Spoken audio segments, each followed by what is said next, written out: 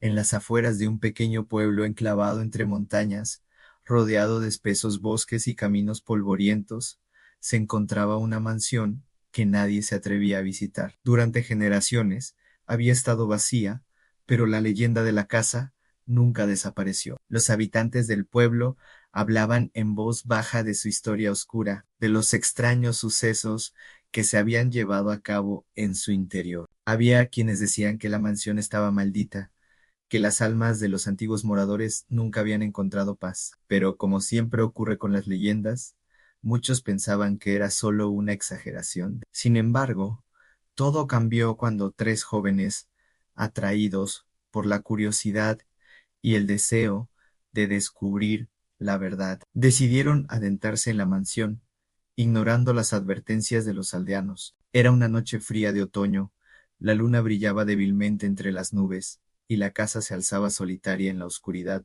como una sombra que acechaba desde el pasado. Estos tres amigos, Tomás, Daniel y Laura, se conocían desde la infancia, compartían una insaciable curiosidad por lo paranormal y habían recorrido varios lugares, abandonados en busca de algo fuera de lo común. La mansión parecía ser el reto final, el lugar perfecto para desafiar sus miedos y encontrar alguna explicación racional para las historias que todos conocían. Al principio, todo parecía normal. La casa estaba vacía, llena de polvo y telarañas. La luz de las linternas iluminaba débilmente los pasillos y las paredes llenas de grietas. Los tres amigos se reían nerviosos mientras exploraban cada habitación, burlándose de los mitos locales. Pero, conforme avanzaba la noche, comenzaron a percibir una sensación extraña en el aire. El frío era más intenso y el silencio era opresivo. Cada crujido de la casa parecía amplificarse, cada sombra parecía más alargada, como si la oscuridad misma estuviera esperando algo. Fue al llegar a la sala principal donde ocurrió lo primero que no pudieron explicar. En la pared principal de la sala colgaba un gran espejo, un objeto antiguo y polvoriento, que reflejaba con distorsión la luz de las linternas. Cuando uno de ellos, Tomás, se acercó para hacerse una broma frente al espejo, algo inexplicable ocurrió. Mientras él se veía reflejado en el cristal, su imagen comenzó a deformarse. Lo que al principio parecía un truco de luz, se convirtió en algo más aterrador. La figura reflejada de Tomás empezó a mostrar rasgos extraños, una silueta desdibujada, con ojos vacíos y una expresión grotesca. Tomás, paralizado por el miedo, intentó apartarse del espejo, pero algo lo mantenía allí. En ese momento, Daniel y Laura, que estaban en la otra esquina de la habitación, vieron algo aún más perturbador. En el reflejo de Tomás no solo se veía distorsionado, sino que también parecía moverse por sí mismo, sin que él lo hiciera. Con un nudo en el estómago, el grupo intentó tomar control de la situación. La broma de Tomás se había ido demasiado lejos. Rápidamente buscaron una salida, pero cuando llegaron a la puerta principal, ésta se cerró violentamente, como si algo invisible hubiera sellado la entrada. Intentaron abrirla,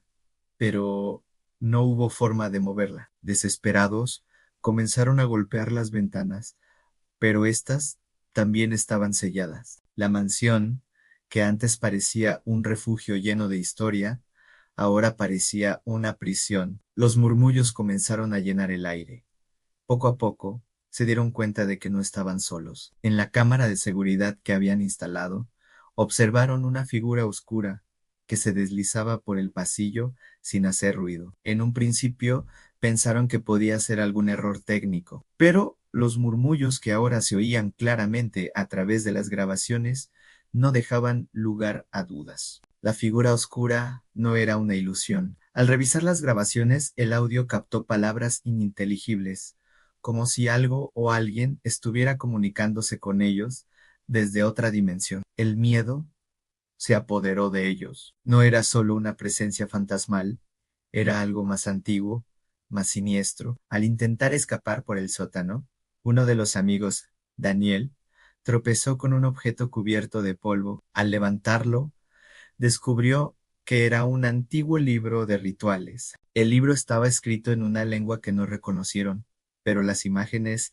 de las páginas mostraban símbolos extraños, como círculos y triángulos, acompañados de figuras demoníacas. Al hojearlo, se dieron cuenta de que el libro hablaba de invocaciones, de pactos con seres de otras dimensiones y de rituales para abrir puertas hacia el más allá. La familia que había vivido en la mansión no había sido una familia común. Habían estado involucrados en prácticas ocultas, buscando la manera de comunicarse con entidades poderosas, sin saber que estaban jugando con fuerzas que no comprendían. En ese momento, el suelo comenzó a temblar, y las paredes emitían un sonido como el de alguien susurrando desde las sombras. Los tres amigos comenzaron a sentir una presión en el aire, como si algo los estuviera acechando. El miedo se convirtió en pánico puro cuando la figura que había aparecido en las grabaciones se materializó ante ellos. Era una silueta oscura,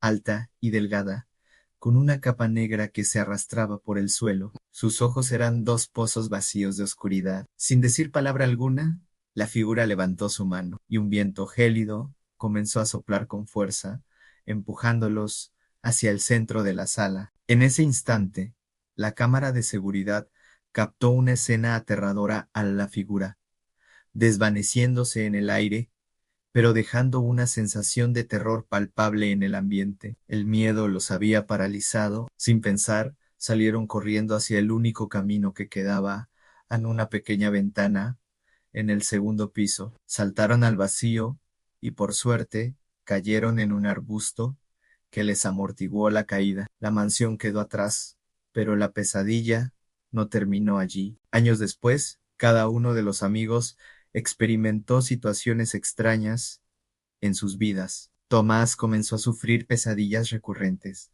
en las que veía la figura de la mansión, observándolo desde las sombras. Laura, por su parte, comenzó a escuchar susurros en su casa, y Daniel sentía una presencia que lo seguía incluso cuando estaba solo. Nadie volvió a hablar de lo que vivieron en la mansión, pero todos sabían que de alguna manera las sombras de lo que sucedió aquella noche los había marcado para siempre. Los aldeanos, que ya habían conocido la historia, nunca se atrevieron a acercarse a la mansión, y con el tiempo el lugar fue olvidado por las nuevas generaciones. Pero la verdad de lo que ocurrió esa noche, la historia de lo que estaba atrapado en esa mansión, nunca fue contada por completo. Nadie pudo explicar las entidades que se manifestaron esa noche, pero todos coincidían en algo: el fenómeno siniestro no era solo el resultado de lo paranormal, sino una manifestación de las fuerzas oscuras que aún permanecen atrapadas,